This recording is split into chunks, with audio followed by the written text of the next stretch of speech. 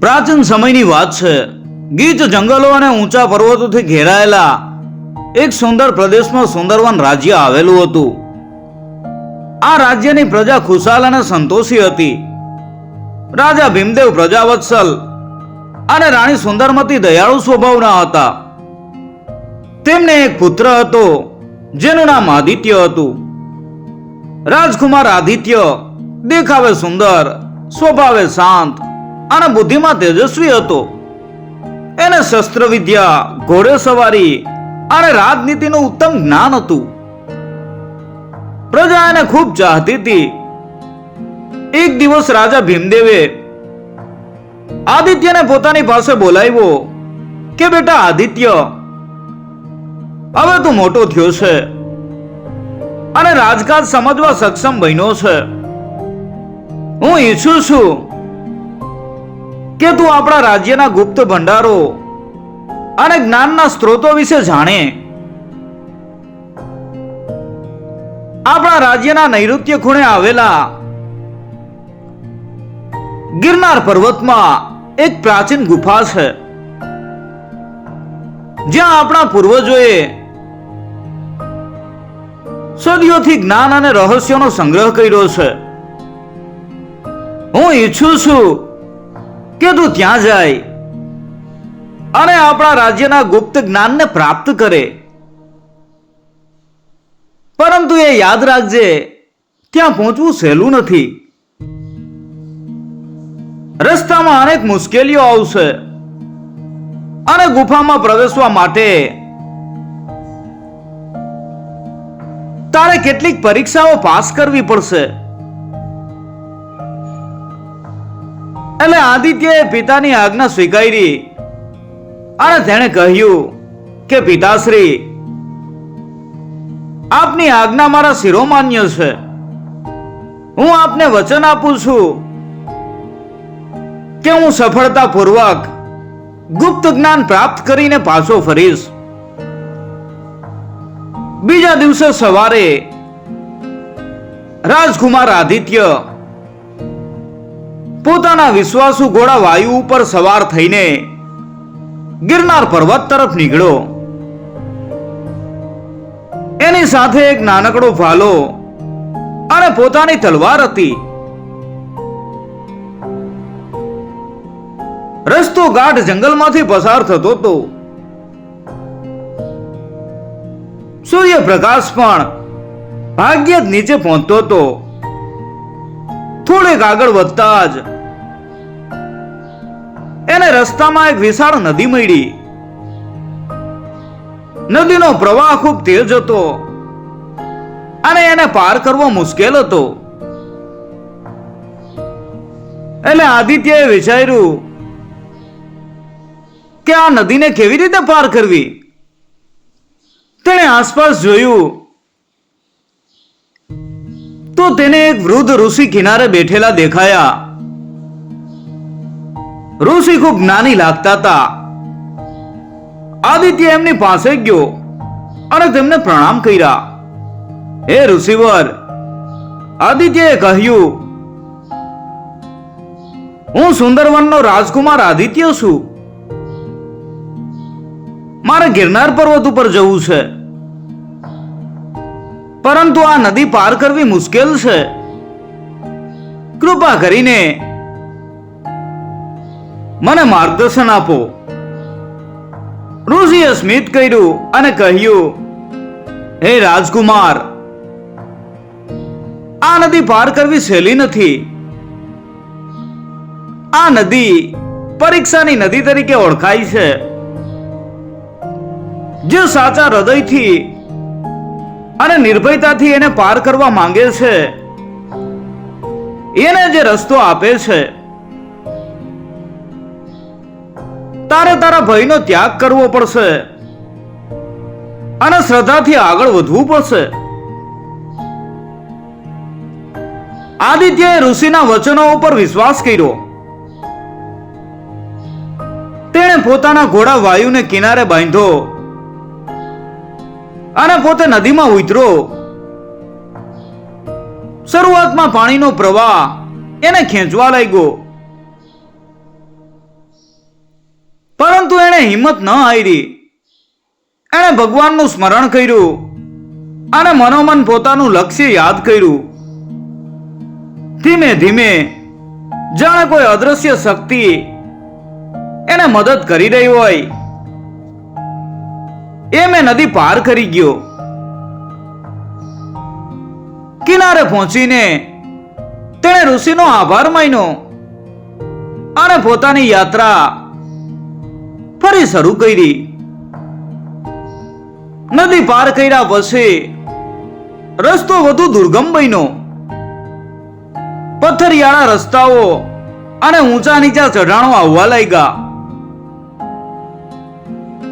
ઘણા દિવસોની યાત્રા પછી આદિત્ય આખરે ગિરનાર પર્વતની તળેટીમાં પહોંચ્યો. ત્યાં એને એક વિશાળ અને બેકાર ગુફા દેખાઈ. ગુફાના પ્રવેશ દ્વાર ઉપર એક રહસ્યમય શિલાલેખ કોતરાયેલો હતો. જે જ્ઞાનની સાચી ભૂખ ધરાવે છે તે જ અંદર પ્રવેશ કરી શકશે, પરંતુ જે લોભ અને સ્વાર્થથી આવે છે એનો વિનાશ થશે. આદિત્યએ શિલાલેખ વાંચીને વિચાર્યું કે ગુફામાં પ્રવેશવું સહેલું નથી. તેણે મનોમન પોતાની જાતને તૈયાર કરી અને ગુફામાં પ્રવેશો. ગુફા અંદરથી ખૂબ અંધારી અને ફેંકાર હતી. થોડેક અંદર ગયા પછી તેને એક વિશાળ ખંડ દેખાયો. ખંડની વચ્ચે એક સ્ફટિક મણિજડિત વેદી હતી. એની આસપાસ ચારેય દિશાઓમાં 4 દરવાજા હતા. દરેક દરવાજા ઉપર એક કોયડો લખેલો હતો. પેલા દરવાજા ઉપર લખેલું હતું કે હું હંમેશા આગળ વધું છું પણ ક્યારેય ચાલતો નથી. મારી પાસે પથારી છે પણ હું ક્યારેય સૂતો નથી. હું બોલું છું પણ ક્યારેય અવાજ કરતો નથી. હું કોણ છું? એટલે આદિત્યએ વિચાર્યું આ તો સમય છે. એટલે તેણે કહ્યું કે સમય. તરત જ પેલો દરવાજો ખુલી ગયો. બીજા દરવાજા ઉપર લખેલું હતું કે મને તોડવા માટે મારે બોલવું પડશે. મને બોલવા માટે મારે તોડવું પડશે. હું કોણ છું? આદિત્યએ ફરી વિચાર્યું કે આ તો રહસ્ય છે. એટલે તેણે કહ્યું કે રહસ્ય. બીજો દરવાજો પણ ખુલી ગયો. ત્રીજા દરવાજા ઉપર લખેલું હતું કે મારી પાસે શહેરો છે પણ કોઈ ઘર નથી. મારી પાસે પર્વતો છે પણ કોઈ વૃક્ષ નથી. મારી પાસે પાણી છે પણ કોઈ માછલી નથી. બોલો હું કોણ છું? એટલે આદિત્ય હસ્યો કે આ તો નકશો છે. એટલે તેણે ઉચ્ચાર્યું કે નકશો. ત્રીજો દરવાજો પણ ખુલી ગયો. ચોથા અને છેલ્લા દરવાજા ઉપર એવું લખેલું હતું કે મને જેટલો વધારે લ્યો એટલો જ હું પાછળ છોડું છું. તો હું કોણ છું? આદિત્યએ ઊંડો શ્વાસ લીધો અને કહ્યું આ તો પગલા છે. એટલે તેણે કહ્યું કે પગલા. એટલે ચોથો દરવાજો પણ ખુલી ગયો. 4 દરવાજા ખોલ્યા પછી આદિત્ય એક બીજા નાના ખંડમાં પ્રવેશ્યો. આ ખંડમાં કોઈ કોયડો નહોતો, પરંતુ એક ઊંડો કૂવો હતો જેમાંથી સોનેરી પ્રકાશ નીકળી રહ્યો હતો. કૂવાની બાજુમાં એક શિલાલેખ હતો. જે વચનનું પાલન કરે છે એ જ જ્ઞાન પ્રાપ્ત કરશે. આદિત્ય કુવા પાસે ગયો અને એણે જોયું કે કુવાના તળિયે એક વિશાળ ગ્રંથ પડેલો હતો. એ જ્ઞાનનો ગ્રંથ હતો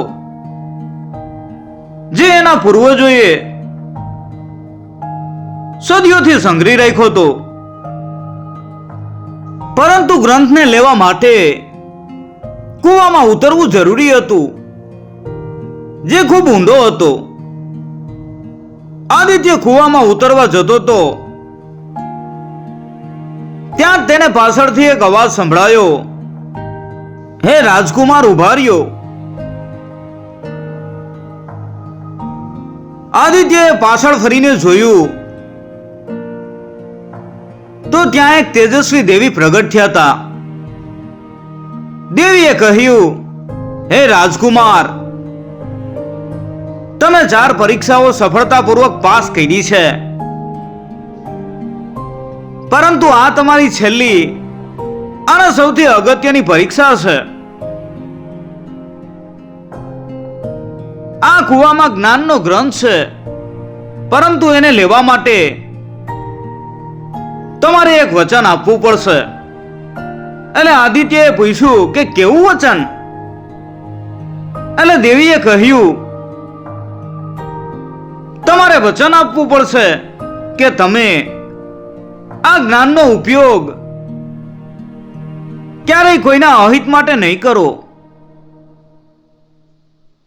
અને જ્યારે પણ કોઈ જરૂરિયાતમંદ તમારી પાસે મદદ માટે આવે ત્યારે તમે એને મદદ કરશો.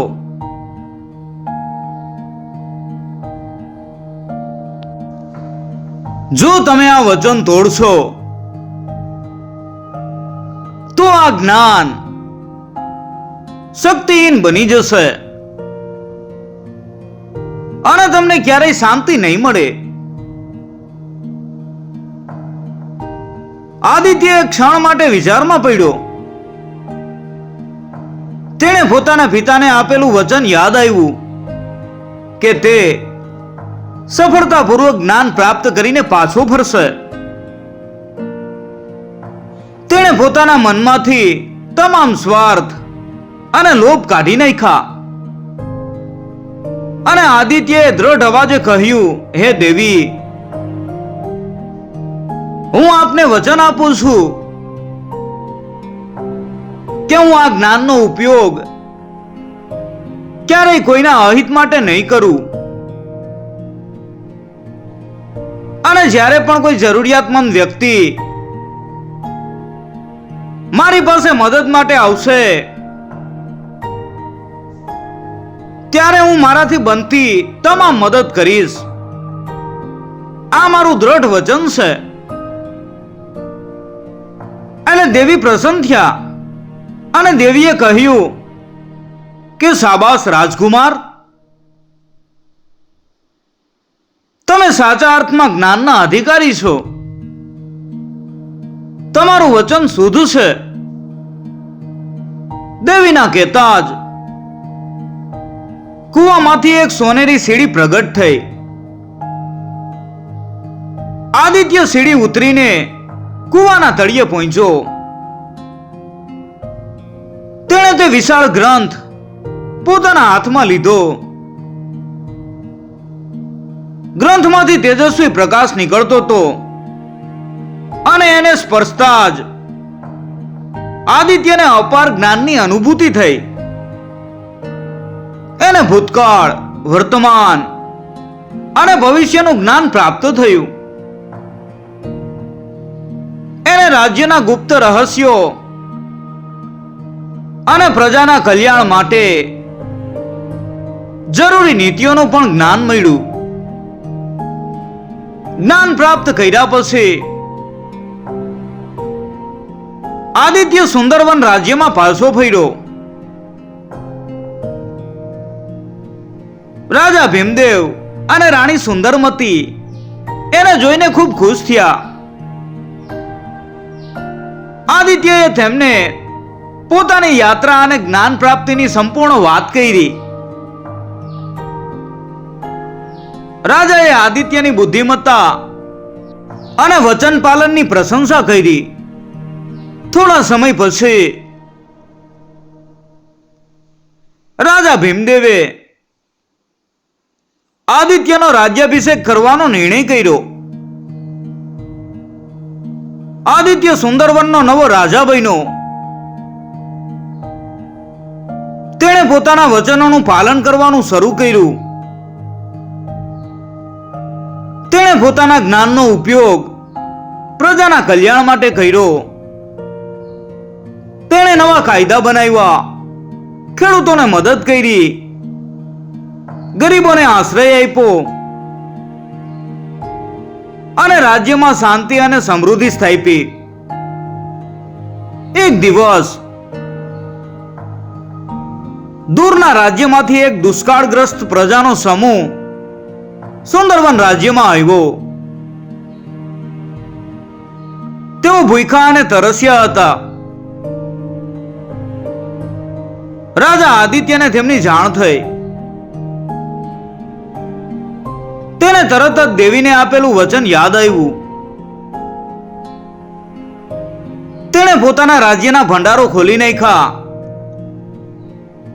અને તે દુષ્કાળગ્રસ્ત પ્રજાને અન્ન, પાણી અને આશ્રય આપ્યો.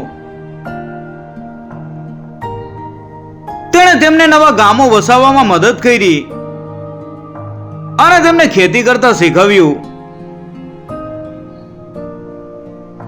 આદિત્યના વચન પાલન અને દયાભાવના કારણે એની કીર્તિ દૂર દૂર સુધી ફેલાઈ ગઈ. લોકો તેને જ્ઞાની રાજા આદિત્ય તરીકે ઓળખવા લાગ્યા. તેણે લાંબા સમય સુધી સુંદરવન રાજ્ય ઉપર શાસન કર્યું અને પ્રજા હંમેશા સુખી અને સમૃદ્ધ રહી.